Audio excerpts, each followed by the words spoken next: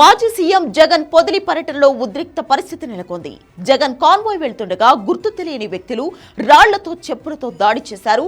దీంతో వైసీపీ కార్యకర్తలు టీడీపీ కార్యకర్తల మధ్య ఘర్షణ వాతావరణం తలెత్తింది.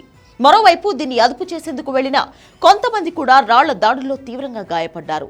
ఓ కానిస్టేబుల్ తలకు తీవ్ర గాయమవడంతో అతన్ని వెంటనే హాస్పిటల్కు తరలించారు. పరిస్థితిని కంట్రోల్ చేసేందుకు అదనపు బలగాల్ని రప్పించి పోలీసులు ఇరు వర్గాలను చెదరగొట్టారు. ఈ ఘటనకు సంబంధించిన వీడియోలు వైరల్ అవుతున్నాయి. పొగాకు రైతులకు న్యాయం చేయాలంటూ వాళ్లకు మద్దతుగా జగన్ పొదిలికి వెళ్లారు. కానీ అప్పటికే కొమ్మినేని శ్రీనివాస్ కు వ్యతిరేకంగా మహిళలు ధర్నా చేస్తున్నారు.